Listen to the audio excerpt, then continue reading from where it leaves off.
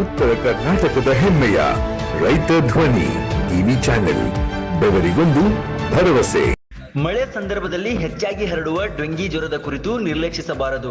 ಹಗಲು ಹೊತ್ತಿನಲ್ಲಿ ಕಚ್ಚುವ ಇಡಿಸ್ ಈಜಿಪ್ಟೆ ಎನ್ನುವ ಸೊಳ್ಳೆಗಳಿಂದ ಈ ಜ್ವರವು ಬರುವುದರಿಂದ ಒಬ್ಬರಿಂದ ಮತ್ತೊಬ್ಬರಿಗೆ ಹರಡುತ್ತದೆ. ಹಾಗಾಗಿ ಜ್ವರದ ಬಗ್ಗೆ ಜನರು ಹೆಚ್ಚಿನ ಜಾಗೃತಿ ವಹಿಸಬೇಕು ಎಂದು ತಹಶೀಲ್ದಾರ್ ಪಟ್ಟರಾಜ್ ಗೌಡ ಸಲಹೆ ನೀಡಿದರು.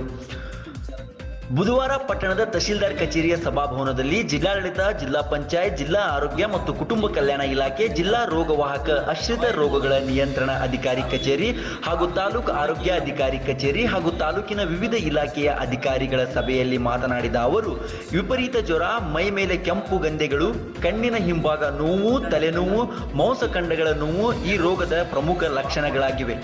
ರೋಗ ಪರಿಣಾಮ ತೀವ್ರಗೊಂಡಾಗ ರೋಗಿಯ ಬಾಯಿ, ಮೂಗು ಹಾಗೂ ಒಸಡೆಗಳಿಂದ ರಕ್ತಸ್ರಾವವಾಗುತ್ತದೆ. ಅಲ್ಲದೆ ಚರ್ಮದ ಅಲ್ಲಲ್ಲಿ ರಕ್ತಸ್ರಾವದ ಗುರುತು ಕಾಣಿಸಿಕೊಳ್ಳುತ್ತದೆ ಎಂದು ಹೇಳಿದರು. ಸಭೆಯಲ್ಲಿ ತಾಲೂಕ್ ಪಂಚಾಯತ್ ಕಾರ್ಯನಿರ್ವಾಹಕ ಅಧಿಕಾರಿ ಕೆಎಂ ಮಲ್ಲಿಕಾರ್ಜುನ್, ಪುರಸಭೆ ಮುಖ್ಯ ಅಧಿಕಾರಿ Vinay Kumar Holeppagol, doctor Sarita, doctor Arafat Kagadgar, YT Pujar, Ashok Kurbar, NS Choudal, Ningappa Kakol, MN Prashant, V Mamata ಸೇರಿದಂತೆ ಇತರರು ಇದ್ದರು.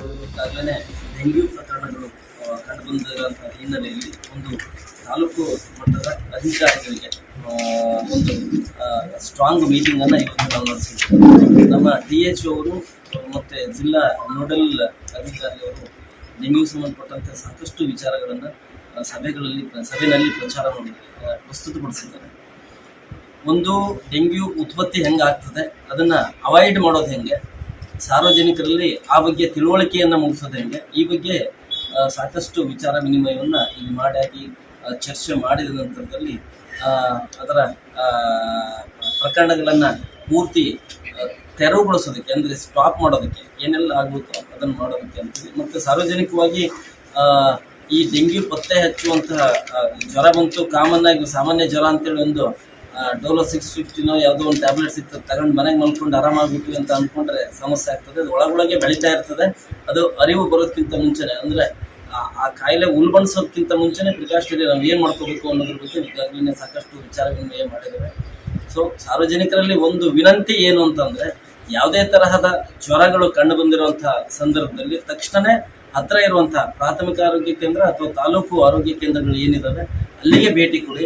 ಸಾಮಾನ್ಯವಾಗಿ ಖಾಸಗಿ ಆಸ್ಪತ್ರೆಗಳಿಗೆ ಹೋಗೋದಕ್ಕಿಂತ ಪೂರ್ವದಲ್ಲಿ ನಮ್ಮ ಸರ್ಕಾರಿ ಆಸ್ಪತ್ರೆಗಳಿಗೆ ಹೋದರೆ ತಕ್ಷಣಕ್ಕೆ ಅದಕ್ಕೆ ಬೇಕಾದಂತಹ ಆರೋಗ್ಯದ ದಿಕ್ಕಿನಲ್ಲಿ ಬೇಕಾದಂತಹ ಚಿಕಿತ್ಸಾ ವಿಧಾನವನ್ನು ಅನುಸರಿಸ್ತಾರೆ. ಆ ದಿಕ್ಕಿನಲ್ಲಿ ಪ್ರಯತ್ನ ಮಾಡಿ ಸೊಳ್ಳೆ ಉತ್ಪಾದನೆಗೆ ಸಂಬಂಧಪಟ್ಟಂತೆ ಏನು ಈಗಾಗಲೇ ಹೇಳಿದ್ದಾರೆ ಅದನ್ನು ಅವಾಯ್ಡ್ ಮಾಡೋದಕ್ಕೆ ಸಾರ್ವಜನಿಕರು ಸಹಕರಿಸಬೇಕು ಅನ್ನೋಂಥದ್ದು ತಾಲೂಕು ಆಡಳಿತದ ವಿನಂತಿ ಇರ್ತದೆ.